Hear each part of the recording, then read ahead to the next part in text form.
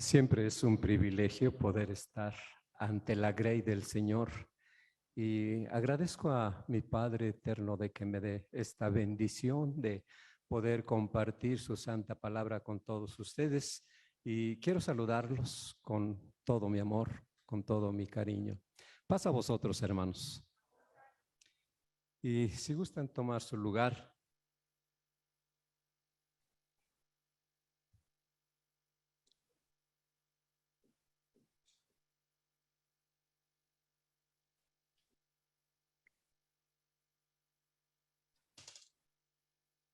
Bueno, les quiero comentar, yo creo que ustedes, la mayoría, está entendido de que en la mañana o el culto de mediodía se está teniendo una temática referente al Evangelio. Creo que pues eh, todos los pastores, al menos me he dado cuenta de que van acorde con la escuela sabática y pues tratando de que la iglesia pues tome el compromiso de predicar el Evangelio, porque realmente creo que ya durante muchos años eh, pues no se ha insistido en que tenemos que cumplir con este mandato del Señor.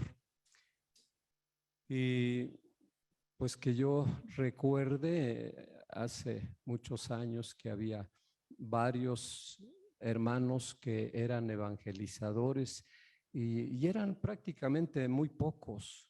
O sea, no se instaba a la iglesia a que pues todos eh, cumpliéramos con este mandato. Así es que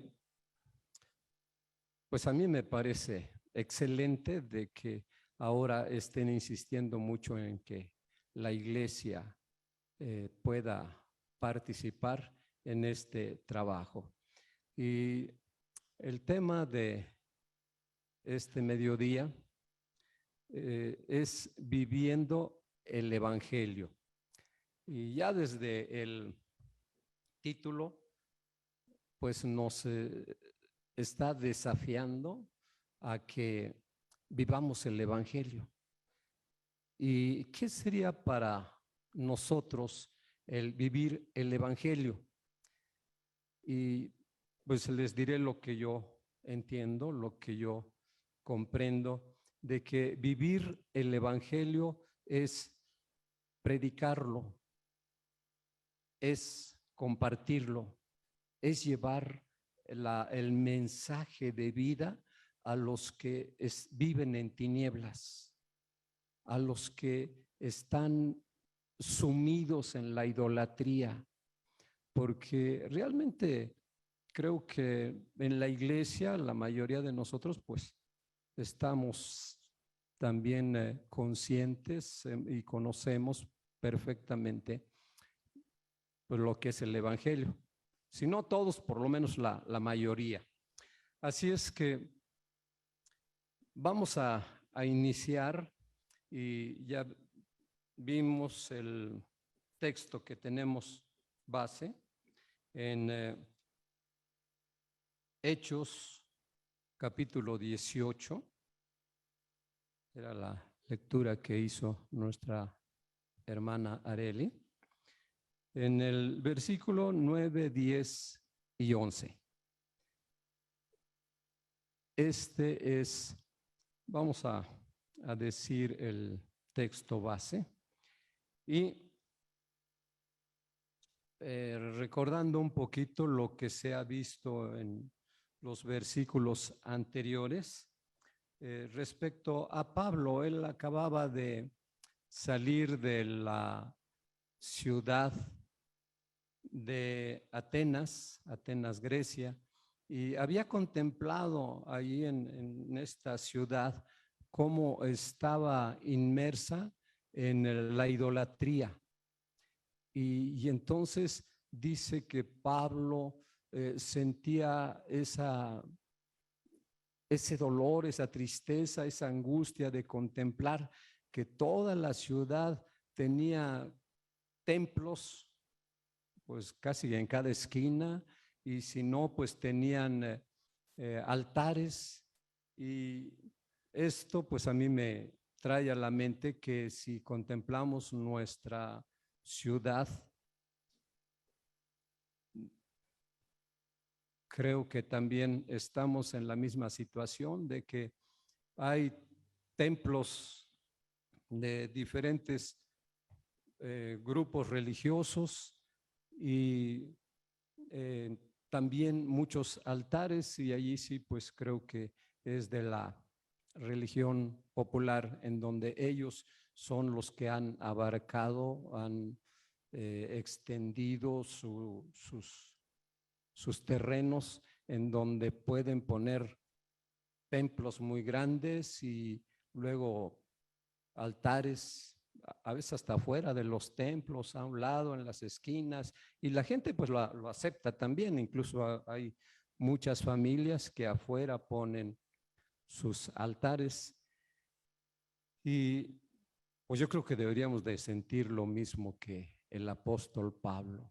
Se le deshacía por dentro su corazón de mirar cómo ese pueblo de hombres inteligentes, hombres sabios, hombres estudiados, eh, eh, tenían tantos ídolos, tenían tantas imágenes que pues, realmente al apóstol le dolió su corazón de contemplar esto, y pues digo, ojalá y que también a nosotros nos duela, también nos aliente a llevar el evangelio a todas esas personas que están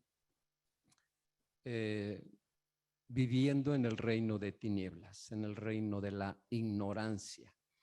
Y dice así el versículo 9: entonces el Señor dijo a Pablo en visión de noche: no temas, sino habla y no calles.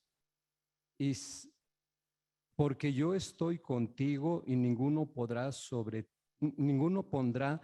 ti la mano para hacerte mal, porque yo tengo mucho pueblo en esta ciudad. Y se detuvo allí 1 año y 6 meses enseñándoles la palabra de Dios. Estos son los 3 versículos y vamos a discernir el versículo 9 primero y después seguimos con 10 y 11. Entonces dice aquí el versículo 9: entonces el Señor dijo a Pablo en visión de noche. Entendemos que al decir el Señor, y que es esta palabra de Señor, no muchos la entienden como, pues me imagino, como la iglesia de Dios. Nosotros cuando hablamos de el Señor, queremos entender, o entendemos más bien, que es hablar de el Hijo de Dios, un alto personaje, un hijo que tiene el gobierno en toda la tierra. Eso es lo que nosotros entendemos, el que tiene el poder, el que tiene el gobierno. Esta palabra, en español, que la traducen como Señor, realmente no le hacen mucho favor de traducirla de esta manera al español, porque no trae como el significado de lo que tenía la palabra hebrea, Adonai, ¿sí? O sea, los judíos utilizaban esta palabra, y entonces cuando utilizan la palabra Adonai, están refiriéndose al Dios altísimo. O sea, para el judío es algo muy grande decir Señor.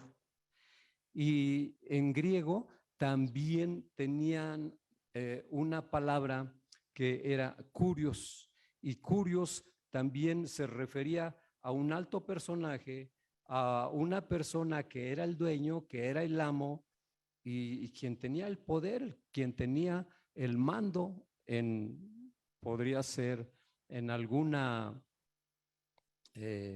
propiedad de él o tal vez en algún puesto en el gobierno. Pero entonces esas dos palabras tienen ese significado y para nosotros les digo, pues la verdad, hablar así de nada más el Señor, pues como que no significa mucho para nosotros, pero la iglesia creo que lo entiende de esa manera. O sea, al hablar del Señor es hablar de nuestro Señor Jesucristo, el Todopoderoso. ¿Sí? ¿Están de acuerdo? Bueno, muy bien. Entonces, dice, el Señor dijo a Pablo en visión de noche. Fíjense que el Dios, el Padre y su Hijo Jesucristo tienen diferentes formas de hablar al hombre. Y esta es una. En visión, generalmente las visiones son de noche. Y quiero pues nada más explicar, creo que también se entiende de que por decir vemos alguna imagen, pero que realmente no es la realidad cuando se habla de una visión. ¿Sí? Por ejemplo, la televisión, pues vemos ahí la imagen, pero realmente no es en persona quien está hablando ahí. Entonces, esto es lo que entendemos aquí por visión, en visión de noche. Y decía, pues Dios tiene diferentes formas, puede ser de la visión, de la profecía o la predicación, en sueños también. Y uno de los medios que el Señor utiliza más frecuentemente es el de los ángeles. Utilizan mucho a los ángeles para que lleve el mensaje y esto pues lo podemos contemplar, por ejemplo, en los evangelios de cómo Dios enviaba a un ángel. Incluso fíjense que dicen los judíos que el ángel que llevó los mensajes a José, a María, a Zacarías, pues a todos ellos, ¿no? Que es el ángel que tiene designado el pueblo de Israel. No sé si recuerden el nombre de este ángel. Gabriel, exactamente. Gabriel, que dicen que significa el todopoderoso o el poderoso o como el héroe de Dios. O sea, porque él es el que realiza pues esta labor de llevar el mensaje a la persona indicada. Entonces, eso sería, vamos a decir, explicando lo que es la visión, una forma de cómo Dios se comunica con el hombre. Y luego tenemos el primer mandato que dice la siguiente parte. Dice, no temas, sino habla y no calles. Y en esta parte complementaria del versículo 9, a veces yo me pregunto, no sé si a usted también le cause alguna pregunta que le dice Dios a Pablo, no temas. A lo mejor Pablo dice, pues ¿cuándo me ha amilanado? ¿Cuándo me has visto con miedo? Porque Pablo era valiente, Pablo era osado, o sea que nunca se echó para atrás. Nunca tuvo temor. Y ¿por qué le dice el Señor esto? No temas. Y luego lo vamos a ver, ¿sí? No temas, sino habla y no calles. Les diré que Pablo, desde que inicia su ministerio, desde que tiene ese encuentro con el Señor Jesucristo, no dejó de predicar el evangelio.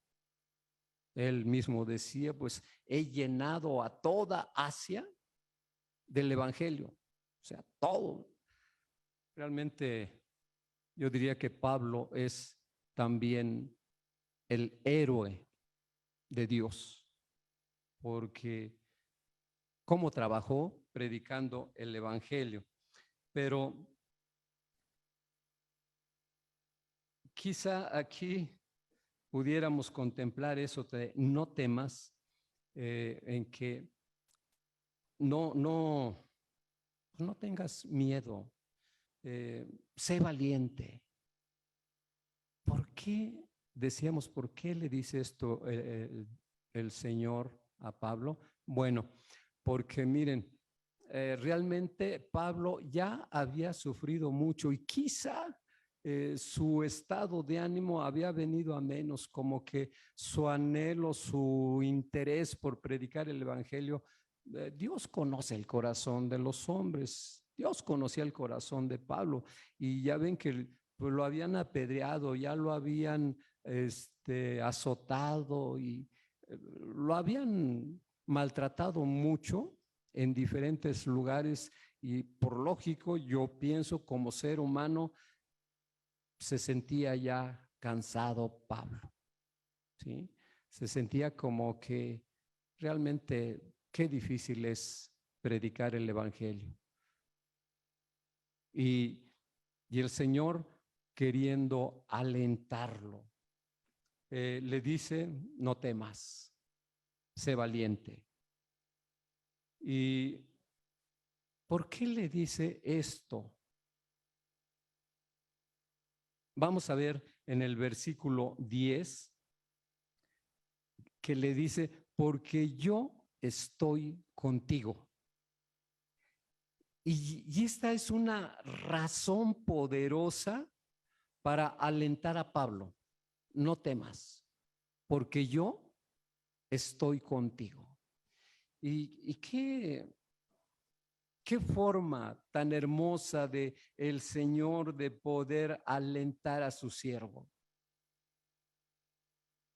Yo no sé si para nosotros el que Dios nos dijese esto, no teman, sean valientes, porque yo estoy con ustedes. ¿Esto les animaría? Sería algo que viene a alentarnos, que viene a darnos ese valor, ese deseo de predicar el evangelio. Hermanos, bueno, pues por lo menos dos sí les alienta esto de porque yo estoy contigo. Y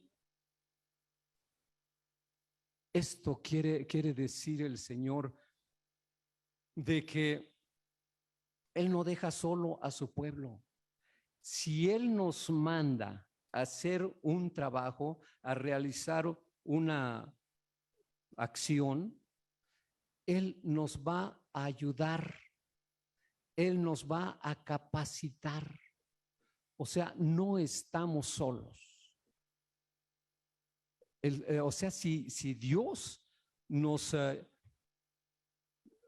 nos pide que hagamos algo, Él va a proporcionar todos los medios. Hoy lo veíamos en la escuela sabática, en donde Él está también solicitando que podamos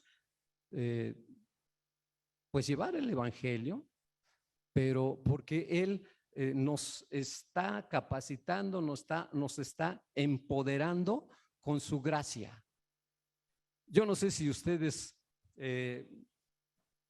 tengan la definición de lo que es la gracia. ¿Alguien tiene una definición de la gracia? Porque, miren, la mayoría decimos, la gracia es un favor inmerecido. ¿Sí? Bueno, pues esa es nada más como una partecita, pero todo lo que la gracia significa para la iglesia de Dios. ¿Sí? Porque se me van a decir que la gracia es un favor inmerecido, pues ya todo el mundo lo dice, ¿sí? Pero una definición más amplia. Hermana Sarita, por favor.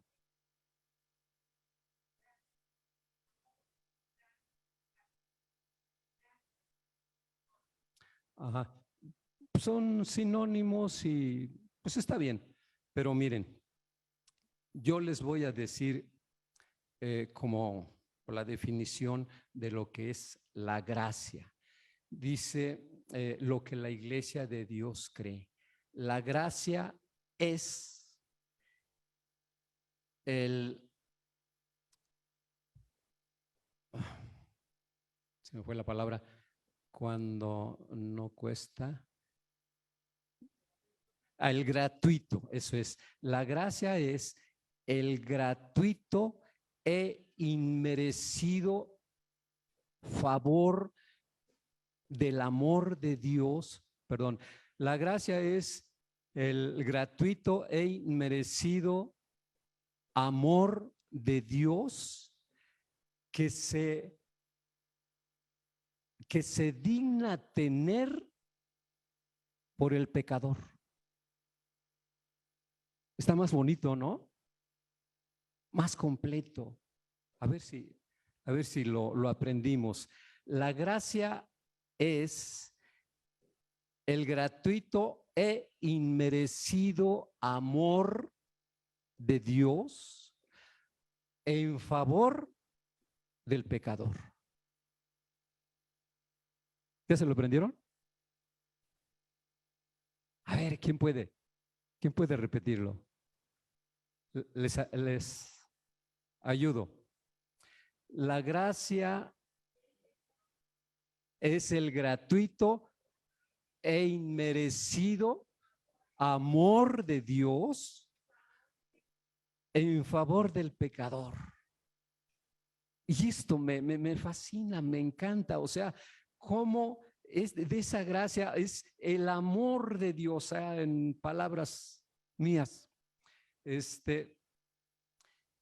Y a través de su gracia, a nosotros no tan solo nos capacita para predicar el evangelio, o sea, Dios pone al servicio de la iglesia, al servicio de sus hijos, todo lo que necesiten. ¿Qué necesitan? El Espíritu Santo, por gracia Dios nos da. ¿Qué necesitan? Sabiduría, por su gracia tenemos el Espíritu Santo. ¿Qué más necesitan? Bueno, vamos a seguir viendo adelante. Ahorita seguimos contemplando esto. Y decíamos que dice, estamos en el versículo 10, porque yo estoy contigo. También podemos contemplar en esta frase, porque yo estoy contigo, es yo te protejo, yo te guardo, yo te libro de todo peligro. Y esto lo dice en la parte siguiente, y ninguno pondrá sobre ti la mano para hacerte mal. ¿Qué es lo que el Señor le está diciendo? O sea, yo te voy a proteger, nadie te va a tocar, nadie te va a hacer daño, nadie te va a causar problemas, porque yo te voy a proteger. Y fíjense que de ahí en adelante nadie le volvió a poner la mano encima a Pablo. Ustedes pueden leer el resto de su vida. Incluso se dice que él murió en su casa que había alquilado en Roma. Eso dicen, pero ya, aunque hubo algunos encarcelamientos y eso, pero ya nadie lo tocó. ¿Por qué? Porque Dios le prometió, o sea, has sufrido, te han golpeado, te han apedreado, te han azotado, te han abofeteado, ¿sí? Pero ahora ya nadie te va a poner la mano. Y porque yo te estoy protegiendo. Así es que con esta forma de que Dios está hablándole a Pablo, nosotros podemos entender cuál es el gran propósito de Dios para el ser humano, que es la salvación. Y podemos ver desde un principio y toda la Biblia cómo Dios se preocupa por la salvación de los seres humanos. Cuánto amor de Dios, cuánta misericordia, cuánta compasión, a pesar de que el hombre pues desprecia a veces lo que Dios quiere hacer por él, por el hombre. Dios no ceja en su intento y busca líderes, busca quien haga este trabajo de llevar el evangelio a las personas que están sufriendo. Y hay algo que quiero de una vez señalar. Dice la parte siguiente: porque yo tengo mucho pueblo en esta ciudad. Pero, ¿cómo es que tienes tanto pueblo? ¿Por qué? ¿De qué manera tú elegiste a toda esta gente? Y fíjense que estudiando la carta del apóstol Pablo a los Efesios, allí nos habla en el capítulo 1 de 7 bendiciones que Dios ya tenía preparadas para los seres humanos. Y la primer bendición es la elección. O sea, desde antes de la fundación del mundo, usted ya estaba elegido, ya estaba en la elección o en la selección, para que me explique mejor. Ya estaba predestinado para que usted fuera parte del pueblo de Dios, pero también que cumpliera con el propósito de Dios. Su gran propósito, su gran proyecto: salvar al mundo. Y esto es lo que Dios está pues poniendo en el corazón de mis hermanos pastores y los líderes, de que podamos poner en el corazón de mis hermanos ese anhelo, ese deseo de predicar el evangelio. Yo he escuchado, como decía mi hermano Abraham allá con los varones, o sea, frases de hace 50 años, hace 40 años, hace 20 años, y las seguiremos escuchando. Hermanos, hay que predicar. Es que Dios quiere que prediquemos el evangelio. Y les digo, desde hace añísimos se sigue mencionando lo mismo. ¿Qué pasa? Quizá ha faltado esto de que Dios nos diga: no temas, habla y no calles, porque yo estoy contigo. Yo te protejo. Yo te doy la sabiduría. Yo te enseño mi evangelio. ¿O qué necesitamos? Porque, miren, yo quiero comentarles algo que he observado. ¿Y por qué lo digo? Bueno, hay dos cosas. Una, de que yo tengo 70 años dentro de la iglesia y entendí prácticamente desde un principio de que ese era el trabajo de los discípulos, vamos a decir.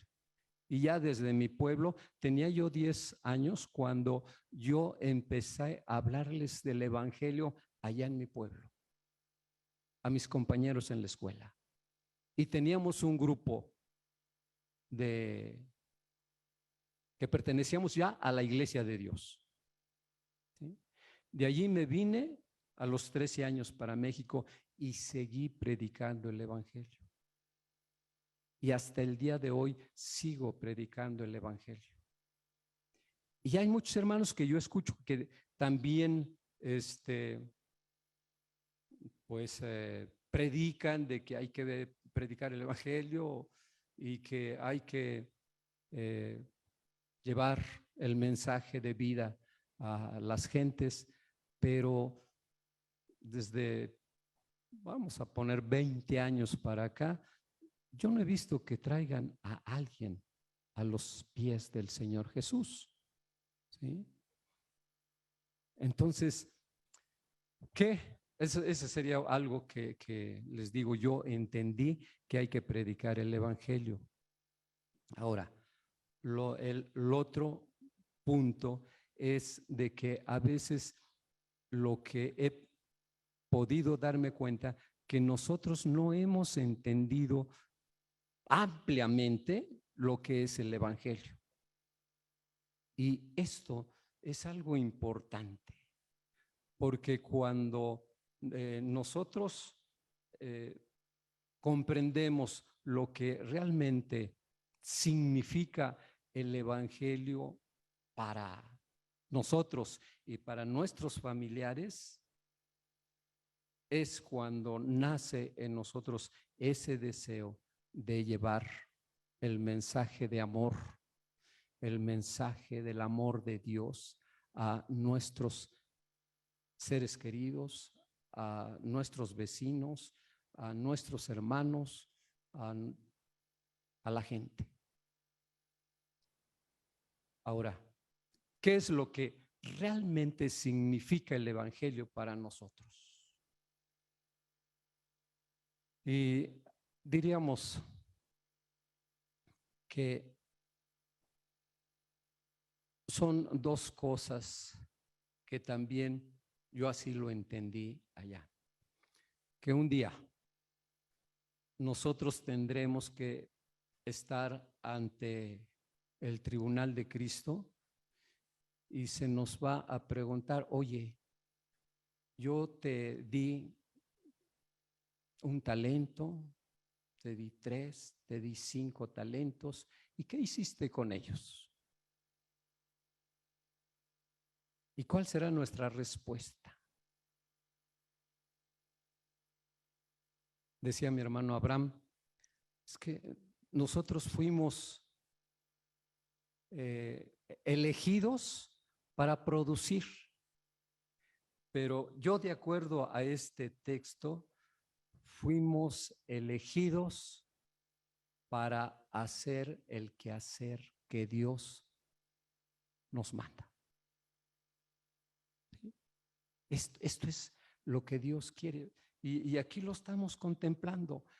Va y le dice a Pablo, habla, no temas. Habla y no calles. Y es el mismo mensaje de hoy para todos nosotros. El mismo, no cambia, Dios no cambia. Siempre está sobre ese propósito. No temas. Habla y no calles, porque yo estoy contigo y yo te protegeré. Eso dice el Señor a su iglesia, a los que hoy estamos aquí. Que el Señor les bendiga, mis amados hermanos, y escuchen la voz del Señor. Aquí está en su libro santo escrito. Que Dios los guarde.